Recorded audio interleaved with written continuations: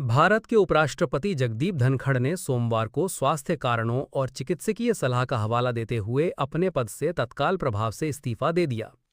अपने त्यागपत्र में उन्होंने कहा, स्वास्थ्य को प्राथमिकता देने और चिकित्सकीय निर्देशों का पालन करने के लिए मैं भारत के उपराष्ट्रपति पद से इस्तीफा दे रहा हूं। धनखड़ ने राष्ट्रपति द्रौपदी मुर्मू को उनके अटूट समर्थन के लिए धन्यवाद दिया और अपने कार्यकाल को सुखद और अद्भुत बताया। उन्होंने प्रधानमंत्री नरेंद्र मोदी और मंत्रिपरिषद के सहयोग को अनमोल बताया। प्रारंभिक जीवन और शिक्षा। 18 मई 1951 को राजस्थान के झुंझुनू जिले के किठाना गांव में जन्मे धनखड़ एक हिंदू जाट किसान परिवार से ताल्लुक रखते हैं। उनके पिता का नाम गोकलचंद और माता का नाम केसरी देवी था। गांव की पृष्ठभूमि से आने वाले धनखड़ ने शिक्षा के प्रति गहरी रुचि दिखाई।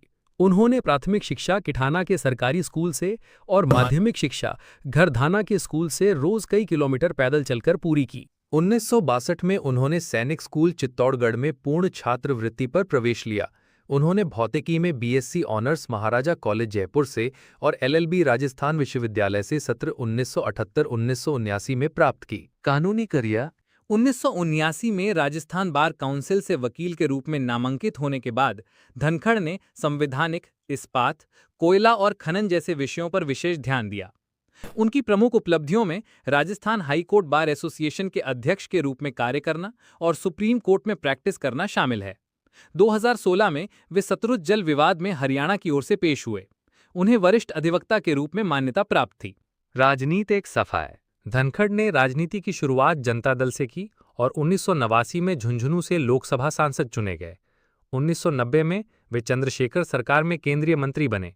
बाद में वे कांग्रेस में शामिल हुए और 1993 व 1998 में राजस्थान विधानसभा के लिए चुने गए।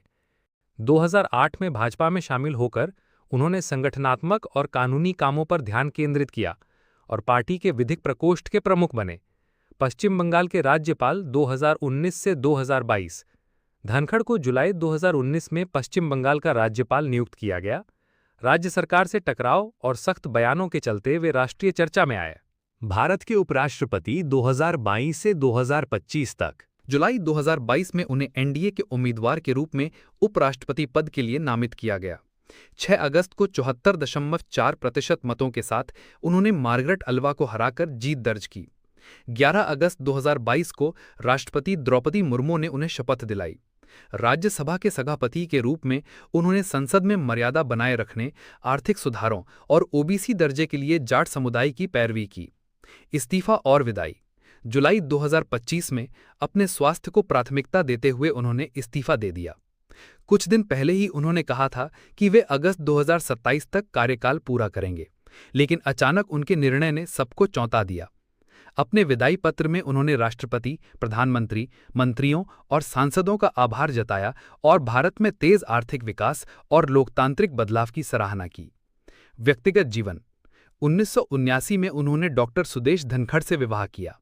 उनकी एक बेटी है, कामना। निष्कर्ष। जगदीप धनखड़ की यात्रा एक साधारण गांव के छात्र से लेकर देश के उपराष्ट्रपति बनने तक की कहानी है।